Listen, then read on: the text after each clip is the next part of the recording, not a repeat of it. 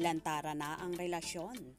Kim at Paulo spotted na magkasama sa birthday ni Miss Garlic.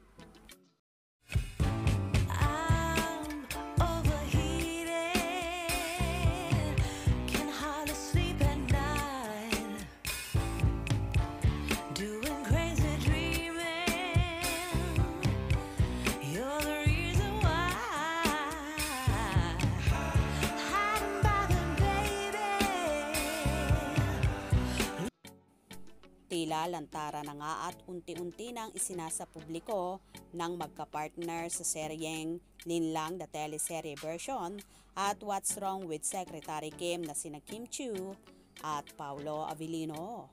Namataan nga na magkasama sina Kim at Paulo sa birthday dinner ng head content ng View Philippines na si Miss Garlic Garcia.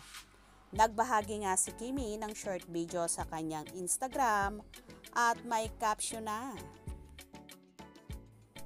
"Happy birthday Miss at Big Bad Bawang with our hashtag What's Wrong with Secretary Kim Fam. Thank you boss at Pau Avellino." Birthday, Miss G! Oh, happy birthday, Kimmy, to us! And the rest of the second crew!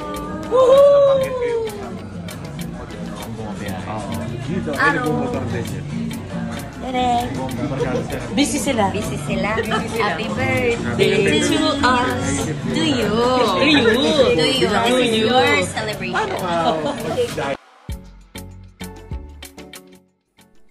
Malimit nga na namamataan na magkasama ang napapabalitang magkasintahan na kung saan nagbahagi rin ang dalaga ng video na nagpunta siya sa Bello Medical Clinic at habang sinorpresa at kinakantahan siya ng mga staff at doctors ng naturang clinic ay maaaninag mo naman ang isang lalaki na nakatayo sa labas ng clinic at aakalain mo talaga na si Paulo ito.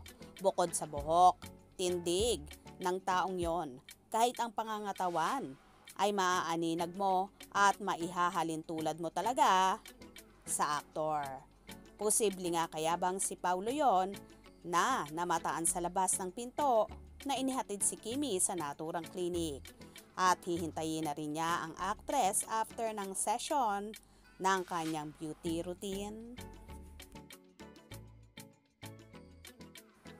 Well, hindi lang naman ito ang unang pagkakataon na nakitang magkasama ang dalawa dahil malimit silang namamataan na magkasama. Kahit nga noong Holy Week ay iniintriga sila na magkasama sila sa Balisen Island kung saan nakita sila sa airport at madaling araw daw umalis sa Balisen Island para hindi pagkaguluhan ng mga tao. O diba? So sweet. At talagang unti-unti na silang lumalantad sa publiko.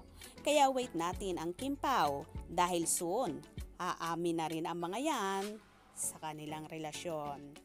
Kaya naman tumutok at huwag na huwag pahuhuli sa mga maiinit na kaganapan.